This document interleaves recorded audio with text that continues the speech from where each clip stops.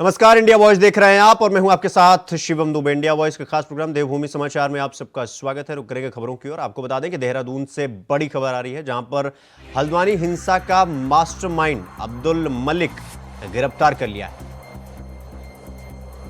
देहरादून से बड़ी खबर आई है, जहां पर मास्टरमाइंड अब्दुल मलिक को गिरफ्तार कर लिया है। मलिक को दिल्ली से गिरफ्तार किया गया है। दिल्ली और उत्तराखंड पुलिस ने मलिक की गिरफ्तारी की है। 2 पार्षद समेत 5 लोगों को गिरफ्तार किया गया है। दिल्ली और उत्तराखंड पुलिस ने गिरफ्तारी की है दिल्ली से। देहरादून से बड़ी खबर, और 2 पार्षद समेत 5 लोगों को गिरफ्तार किया गया है।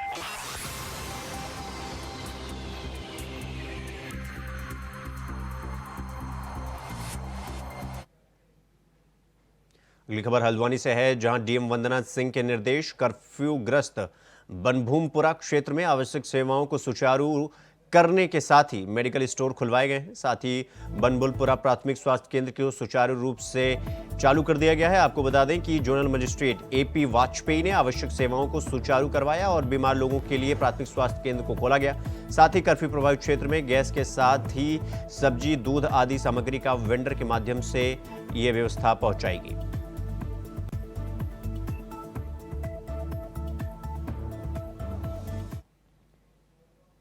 बीते 8 फरवरी को हल्द्वानी के बलबुलपुरा क्षेत्र में हुए हिंसा के बाद लगातार कर्फ्यू और धारा 144 लागू है। वहीं इलाके में लोगों को तैनात जोनल मजिस्ट्रेट के द्वारा जरूरत की चीजें मुहैया कराई जा रही हैं, और इसको लेकर हमारे संवाददाता अमित चौधरी ने खास बातचीत की है। सुनिए मजिस्ट्रेट ने क्या कुछ कहा। 8 फरवरी को हल्द्वानी में हुए घटना जो यहाँ पर बवाल हुआ था, उसके बाद से जो अब हालात हैं वो कहीं ना कहीं सुधरते नजर आ रहे हैं। और बात की जाए हल्द्वानी में जो कर्फ्यू है उसमें ढील जरूर दी गई है। बनभूमपुरा क्षेत्र जहाँ पर घटना हुई थी वहाँ पर कर्फ्यू में ढील नहीं दी गई है। आवश्यक या जो जरूरी यहाँ पर जो चीज़ें हैं उसको लेकर के यहाँ पर प्रशासन की तरफ से लगातार कोशिश की जा रही है कि वहाँ के लोगों को दिक्कतें ना हो, क्योंकि कर्फ्यू के दौरान किसी को बाहर निकलने की मनाही नहीं है और किसी व्यक्ति को दिक्कत परेशानी होती है तो उसके लिए कहीं यहाँ पर जो जोनल मजिस्ट्रेट है वो तैनात किए गए हैं और उनकी तरफ से कोशिश की जा रही है कि वहाँ के लोगों को जो परेशान है, दिक्कत है, तो उनको कहीं ना कहीं वो चीज़ें यहाँ पर मुहैया कराई जाए। सर मौजूद हैं, उनसे जानते हैं।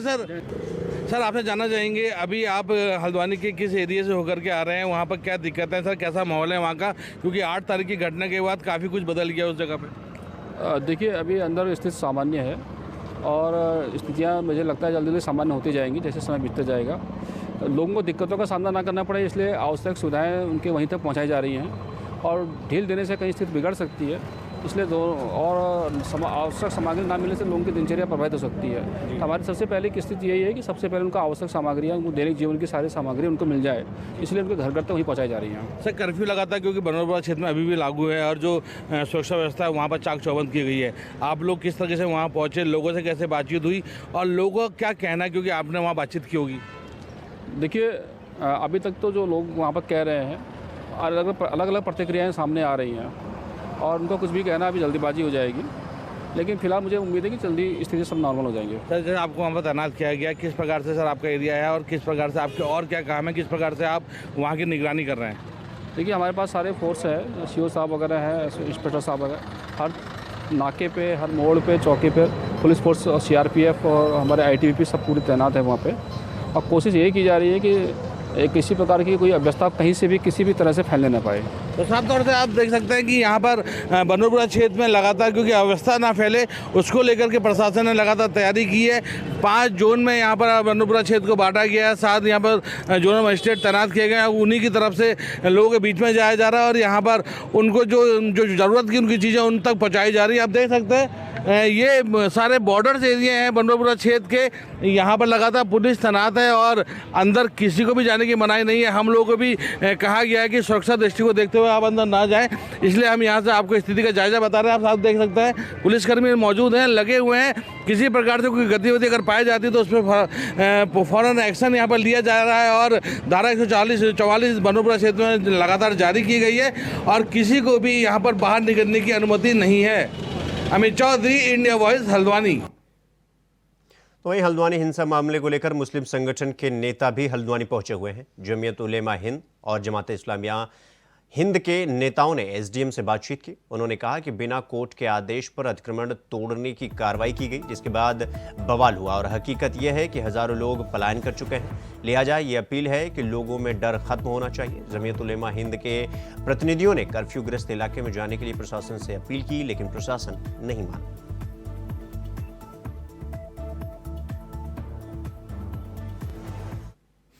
असल में ऐसा है, ये जो कुछ हुआ, हम जो यहाँ दिल्ली से हम आए जमीयत उलमा हिंद की तरफ से, जो एक बहुत पुरानी जमात है। उसके हमारे ऑल इंडिया के जो सदर हैं हजरत मौलाना सैयद अरशद मदनी साहब, तो मदनी साहब ने हमको भेजा कि भाई वहाँ जाकर हालात को देखो ये क्या हुआ। तो ये जो कुछ हुआ गलत हुआ।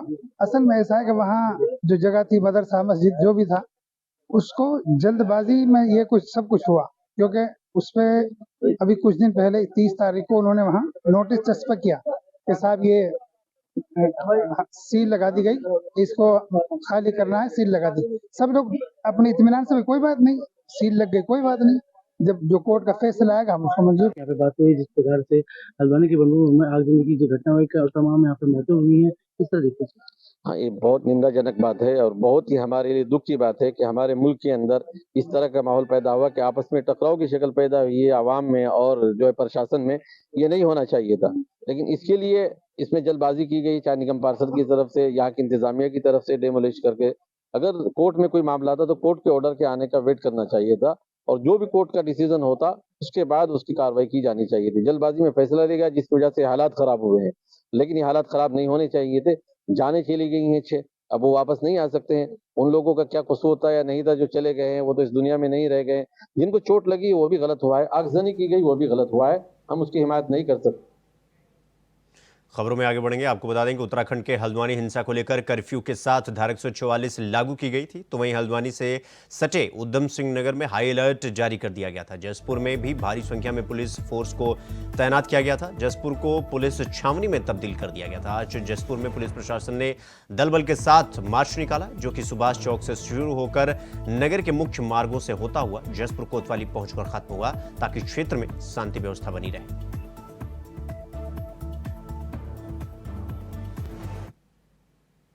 अगली खबर लक्सर से है, जहां हल्द्वानी में हुए उपद्रव को लेकर हरिद्वार प्रशासन अलर्ट पर है। पुलिस सुरक्षा व्यवस्था बढ़ाई गई, साथ ही मुस्लिम बाहुल्य इलाकों की गतिविधियों पर भी प्रशासन की चाक चौबंद व्यवस्था की गई है। मुस्लिम समुदाय के लोगों ने हल्द्वानी घटना को अफसोसजनक बताते हुए कहा कि जिन लोगों ने अराजकता फैलाई उन पर कठोर कार्रवाई की जानी चाहिए। साथ ही ये भी कहा कि सबको प्रशासन का सहयोग और कोर्ट के आदेशों का सम्मान करना चाहिए। नहीं, शांति रहनी चाहिए। देखो, आपस में मिलजुल रहना चाहिए और उसमें कोई भी गड़बड़ नहीं होनी चाहिए, कार्रवाई होनी चाहिए। वो लीगली और कानूनी रूप से करें और उसको कानूनी रूप से कोर्ट का प्रोसीजर है, कोर्ट का प्रोसीजर अपनाएं, हाई कोर्ट जाएं, सुप्रीम कोर्ट जाएं, याचिका लगाएं अपनी, और अगर वहां से कोई सिस्टम मिलता है तो उसके अनुसार ही अनुपालन में काम करें। इसके अन्यथा कोई भी इलीगल काम ना करें, उससे व्यवस्था खराब होने का अंदेशा है और हम चाहते हैं कि शांति व्यवस्था बनाए रखें सभी लोग वहाँ के। ये जब से खबर मिली है बड़ा अफसोसनाक हादसा है। ये ऐसा नहीं होना चाहिए था। कोई भी मसला था तो बैठ के सुलझाना चाहिए और शासन प्रशासन का सहयोग करना चाहिए। और अगर कानून या कोर्ट हमारे लिए कोई फैसला कर रही है तो हमारे लिए बेहतर ही करेगी वो। हल्द्वानी में हुए हिंसा पर कांग्रेस प्रदेश अध्यक्ष करण माहरा ने प्रशासन पर आरोप लगाया है। उन्होंने हल्द्वानी घटना में प्रशासन की सिमलप्ति बताई है। इसके साथ ही हिंसा की जांच पारदर्शी बनाने के लिए हाई कोर्ट के सिटिंग या रिटायर्ड जज से जांच करने की मांग की है। उन्होंने कहा, जब प्रशासन ने पूरे लैंड को कब्जे में ले लिया था तो अतिक्रमण का त्वरितक्रमण क्यों किया गया। उन्होंने प्रशासन पर आरोप लगाया कि प्रशासन ने भीड़ को उकसाने का काम किया, जिसके कारण यह हिंसा हुई। लगातार जो गुप्तचर हैं, जो इस टाइप की एजेंसीज हैं, वो लगातार ये कह रहे थे कि वहाँ इस तरीके की आशंका है। उन आशंकाओं को दरकिनार करते हुए वहाँ कार्रवाई की गई, वो भी रात के समय में। आप क्यों 4 बजे के बाद गए? आप ये काम आपने सुबह 9 बजे क्यों नहीं स्टार्ट किया? 10 बजे क्यों नहीं स्टार्ट किया? 4 बजे का मतलब 1.5 घंटे के बाद अंधेरा हो जाना है, तो क्यों उस टाइम का चयन हुआ? ये भी जांच का विषय होना चाहिए। और एक बात और है कि आप ने जो है डिप्लोशन जो था उसके लिए पहले से तैयारी क्यों नहीं की? आपने ड्रोन्स का इस्तेमाल क्यों नहीं किया? क्या वहाँ की स्थिति है? और जिस संपत्ति को सरकार पहले ही जब्त कर चुकी, जिसको पहले सील कर चुकी, तो उसको तोड़ने का इस तरीके से तत्परता क्या थी? सरकार ने उसको ऑलरेडी सील कर दिया था, वहाँ कोई नमाज नहीं पढ़ी जा रही थी। सरकार ने उसको एक्वायर भी कर लिया था, अपने अपने कब्जे में ले लिया था। जैसा कि वहां का जो अधिकारी जिसके मैं दोष कह रहा हूँ, वो कह रहा हमने गौ सदन खोल दिया, तो इसका मतलब क्या है? आपका उद्देश्य क्या था? भूमि खाली करने के बाद आपको इतनी तत्परता क्यों थी कि वहां गौ सदन खोल दिया जाए? मामले को शांत होने देना चाहिए था। तो ये सारे जांच के पहलू हमने चाहा है कि हाईकोर्ट के सिटिंग जज या रिटायर्ड जज की देखरेख में जांच हो। प्रशासनिक अधिकारी अगर जांच करेंगे तो वो निष्पक्ष नहीं हो सकती, क्योंकि इसमें प्रशासन के लोग लिप्त हैं। मुख्यमंत्री पुष्कर सिंह धामी लोहाघाट दौरे पर हैं, जहां उन्होंने चंपावत में रोड शो किया। उत्तराखंड में समान नागरिक संहिता बिल लाने पर महिलाओं ने मुख्यमंत्री पुष्कर सिंह धामी का धन्यवाद जताया।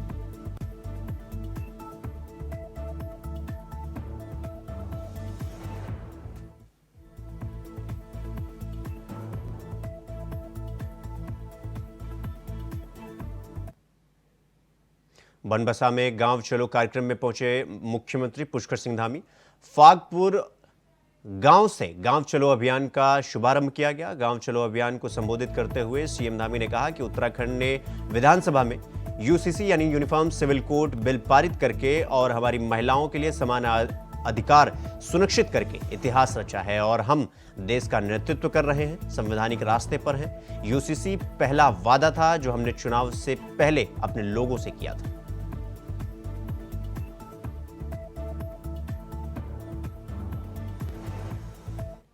के माध्यम में उनकी प्रेरणा से उत्तराखंड के अंदर जो भारतवर्ष के अंदर एक मांग थी, लोगों को जिसकी प्रतीक्षा थी, एक समानता का अधिकार हमारी महिलाओं को मिले, हमारी मातृशक्ति को मिले, हमारी बहनों को, हमारी माताओं को, बेटियों को, उनको समानता का अधिकार मिले, भारत के संविधान में जिसकी व्यवस्था की गई, वह काम उत्तराखंड की विधानसभा में समान नागरिक संहिता का विधेयक पारित करके हमने इसको इस एक्ट के रूप में हमने यहां पर पारित कर दिया और उत्तराखंड देश का पहला राज्य बन गया। उत्तराखंड से गंगोत्री निकलेगी, संविधान की गंगोत्री, समानता की गंगोत्री, जिसमें कोई भेदभाव नहीं होगा, कोई मिलावट नहीं होगी। संविधान के अनुरूप हमने ये काम यहां पर शुरू कर दिया, यहां से प्रारंभ हो गया, अब ये पूरे देश के अंदर जाएगा। हमने अन्य राज्यों से भी अपेक्षा करी है कि अन्य राज्य भी इसको अपने यहां लागू करेंगे। आने वाले समय में मातृशक्ति को जीने का अधिकार मिलेगा, आत्मबल का अधिकार मिलेगा, आत्मरक्षा का अधिकार मिलेगा, उनके सशक्तिकरण का रास्ता बढ़ेगा, रोजगार बढ़ेगा, स्वरोजगार बढ़ेगा, वो अपने पैरों पर खड़ी होंगी, मजबूती से उनको आगे बढ़ने का अवसर मिलेगा। इसमें हमारे बच्चों को भी सुरक्षा होगी, बच्चों की भी सुरक्षा का प्रावधान किया गया है, बुजुर्गों की भी सुरक्षा का प्रावधान उसमें किया गया है। हमने कहा है हम न्याय के सिद्धांत पर काम करेंगे, हम तुष्टीकरण किसी का नहीं करेंगे। उत्तराखंड के अंदर उत्तराखंड देवभूमि है, जहां गंगा निकलती है, यमुना निकलती है, शारदा मैया, महाकाली निकलती हैं, अनेक नदियां जो पूरे साल भर प्रभावमान रहती है। हमारे यहाँ जहां 4 धाम है, जहां केदारखंड है, वहीं मानसखंड है। प्रत्येक स्थान पर कोई न कोई देव विराजित है। यहां देखिए आप, देवभूमि इसलिए कहा जाता है। प्रत्येक परिवार से कोई न कोई सेना में, कोई अर्धसैनिक बलों में, पैरामिलिट्री में। हमने चुनाव से पहले आम सबके सामने कहा था कि नई सरकार का गठन होगा तो हम सबसे पहले कोई काम करेंगे तो समान नागरिक संहिता का हम कानून बनाएंगे। खबरों में आगे बढ़ेंगे। अगली खबर हरिद्वार से है, जहां ऋषिकुल मैदान में करीब 50,000 नारी शक्ति के सम्मान के लिए नारी शक्ति महोत्सव का आयोजन 12 फरवरी को भव्य तरीके से किया जाएगा। कार्यक्रम में नारी शक्ति का सम्मान करने के लिए मुख्यमंत्री पुष्कर सिंह धामी भी मौजूद रहेंगे। साथ ही इस दौरान 1168 करोड़ रुपए की 158 योजनाओं का शिलान्यास और लोकार्पण भी करेंगे। कार्यक्रम के दौरान स्वयं सहायता समूह के लाइव डेमोन्स्ट्रेशन में सीएम भाग लेंगे।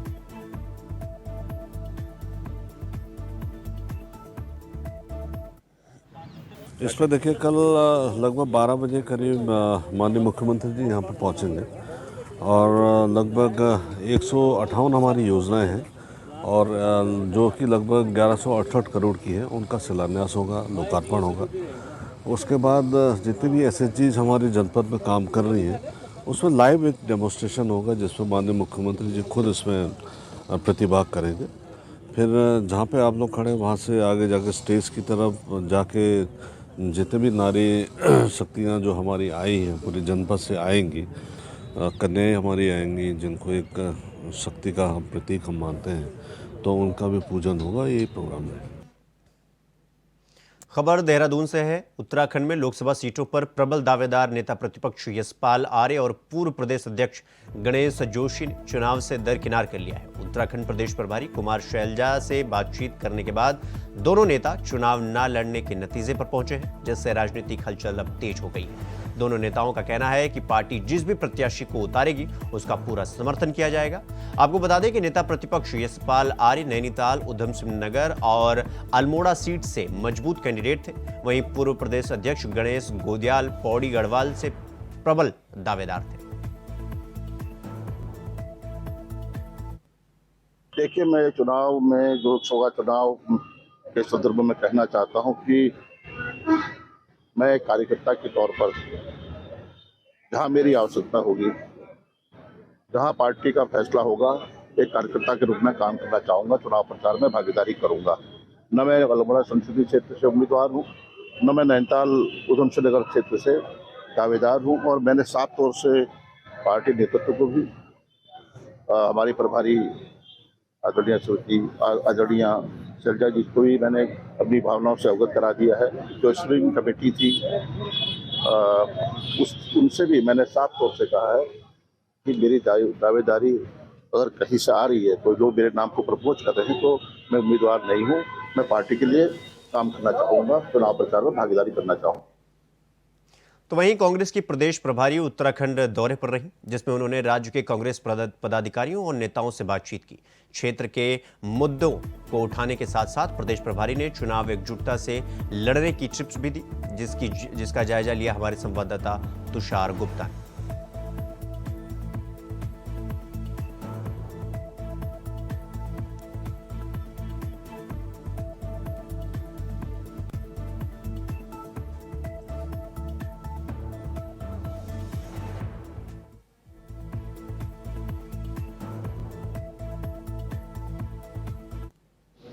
लोकसभा चुनाव के मद्देनजर कांग्रेस की प्रदेश प्रभारी शैलजा कुमारी उत्तराखंड दौरे पर है और ये 2 दिवसीय दौरे पर उन्होंने कई बैठकों का दौर उनका चला, जिसमें कई विधायकों से उन्होंने चर्चा की और साथ साथ जो पूर्व विधायक है, पार्टी के पदाधिकारी है, जिला अध्यक्ष है, उनसे अलग अलग बात की गई और उनसे बातचीत की गई किस तरह के मुद्दे उनके क्षेत्र में उठाए जा सकते हैं, जिससे लोकसभा चुनाव की जो सीटें हैं उसे जीत से अर्जित की जा सकती है। वहीं अगर मैं बात करूँ तो कई जो वरिष्ठ नेता है, जिसमें नेता प्रतिपक्ष यशपाल आर्य है, पूर्व कैबिनेट मंत्री हरक सिंह रावत है, पूर्व मुख्यमंत्री हरीश रावत है, साथ साथ पूर्व प्रदेश अध्यक्ष गणेश गोदियाल जैसे जो वरिष्ठ नेता है, उनसे 1-to-1 बात की गई और उनसे जाना कि क्या उन्हें चुनाव लड़ने का मन है और उसके बाद उनसे जो क्षेत्र के मुद्दे हैं और उनकी क्या भूमिका रहने वाली है, इस बारे में भी चर्चा की गई। वही अगर मैं बात करूं तो नेता प्रतिपक्ष यशपाल आर्य और गणेश गोदियाल ने साफ तौर पर चुनाव लड़ने से मना कर दिया है। इन दोनों की अगर मैं बात करूं तो यशपाल आर्य की जो दावेदारी है, लंबे समय से माना जा रहा था कि वो नैनीताल हल्द्वानी सीट से लड़ सकते हैं, लेकिन उन्होंने साफ तौर पर मना कर दिया है। वही अगर मैं गणेश गोदियाल की बात करूं जो पूर्व प्रदेश अध्यक्ष रह चुके हैं, उनकी भी दावेदारी गढ़वाल सीट से मानी जा रही थी, लेकिन उन्होंने भी चुनाव लड़ने से साफ मना कर दिया, जिसके बाद जो बड़े नेता है वो कहीं ना कहीं चुनाव से दरकिनारे होते हुए नजर आ रहे हैं, जिससे कांग्रेस की जो आने वाले चुनाव में जो मुश्किलें हैं वो बढ़ती हुई नजर आ सकती है, क्योंकि बड़े चेहरों से ही कांग्रेस अपनी जीत अर्जित कर सकती थी। कैमरा जर्नलिस्ट निशांत चौहान के साथ मैं तुषार गुप्ता, इंडिया वॉइस देहरादून। अगली खबर देहरादून से है, जहां यूसीसी एक्ट की नियमावली का ड्राफ्ट बनेगा, जिसके लिए कमेटी गठित हो गई है। आपको बता दें कि प्रदेश सरकार ने नियमावली ड्राफ्ट बनाने की कवायद शुरू कर दी है। वहीं पूर्व मुख्य सचिव शत्रुघ्न सिंह की अध्यक्षता में 9 सदस्य समिति का गठन किया गया।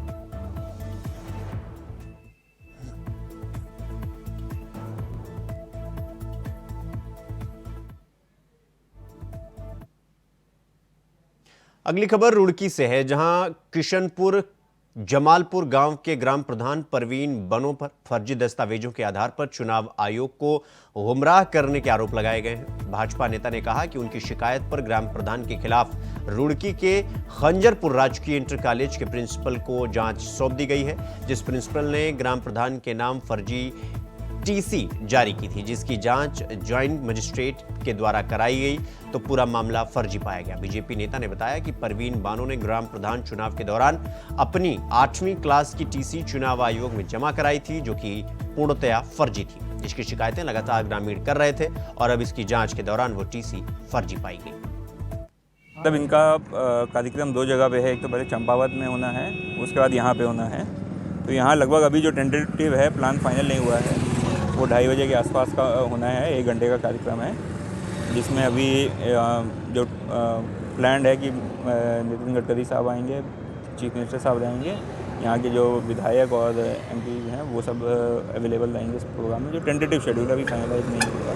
नहीं, जैसे अभी यहाँ से ये 2.6 किलोमीटर जैसी लंबाई है, अभी इसे क्रॉस करने में जब ट्रैफिक होता है 20 से 25 मिनट लग जाते हैं, अभी नीचे जाते हैं।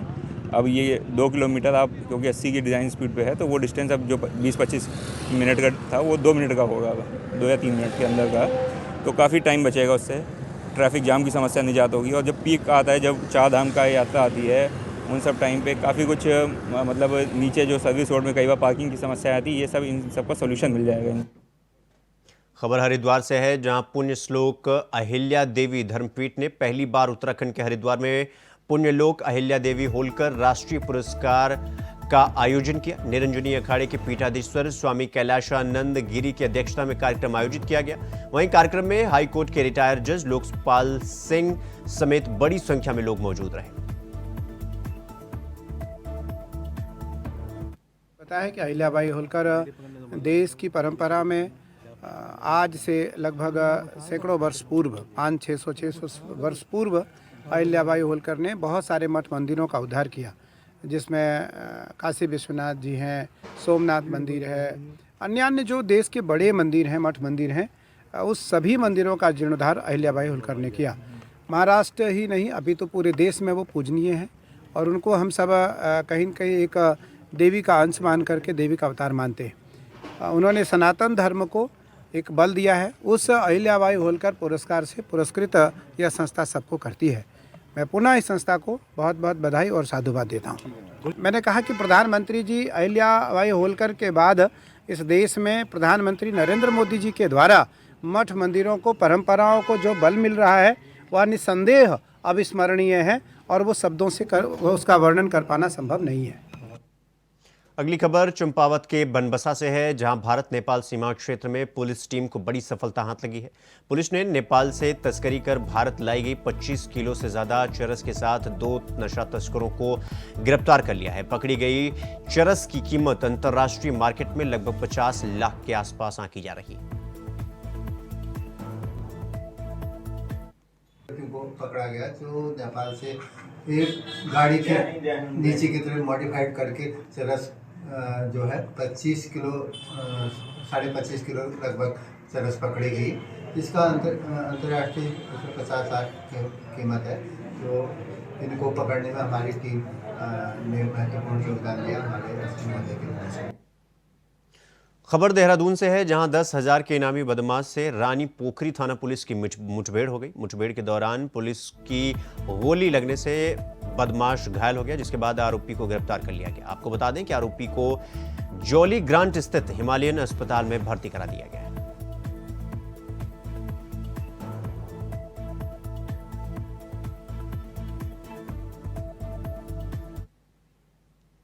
खबर मसूरी से है, जहां सुरक्षा और यातायात व्यवस्था को बेहतर बनाने के लिए मसूरी कोतवाल अरविंद चौधरी ने मसूरी ट्रेडर्स एवं वेलफेयर एसोसिएशन और मसूरी होटल एसोसिएशन के पदाधिकारियों के साथ मसूरी कोतवाली में बैठक की। बैठक में मसूरी कोतवाल ने सभी लोगों को निर्देश देते हुए कहा कि सभी होटल, रेस्टोरेंट और दूसरे प्रतिष्ठानों में बेहतर क्वालिटी के सीसीटीवी कैमरे जरूर लगवाएं। होटल की पार्किंग, एंट्री, एग्जिट और रोड की साइड सीसीटीवी कैमरा जरूर लगवाएं। अच्छी पहल है कोतवाल साहब की, जिन्होंने कि हमको बुलाया, काफ़ी पॉइंट्स पे डिस्कशन किया। हमारे शहर की सेफ्टी के दृष्टिकोण से कुछ सुझाव आपने दिए हैं, कुछ सुझाव हमने दिए हैं। मुख्य रूप से आपका कहना है कि प्रत्येक प्रतिष्ठान को, होटलियर को कैमरेज रोड की फेसिंग की तरफ अच्छी रेजोल्यूशन के कैमरेज होने चाहिए। दूसरे जो हमारे पार्किंग एरियाज़ हैं वहाँ पर भी कैमरेज होने चाहिए, क्योंकि जो भी गलत कार्य होते हैं लगभग वो इन्हीं एरियाज़ में होते हैं। और किसी भी गतिविधि को सॉल्व करने के लिए, कोई वारदात को सॉल्व करने के लिए जो कैमरेज हमारे लगे होते हैं, उससे जो कंटिन्यूटी मिलती है, एक सीक्वेंस मिलती है, उससे संदिग्ध तक पहुंचने में बहुत मदद मिलती है। देवभूमि समाचार में फिलहाल अभी के लिए बस इतना ही। देश दुनिया की तमाम खबरों को देखने के लिए देखते रहिए इंडिया वॉइस। नमस्कार।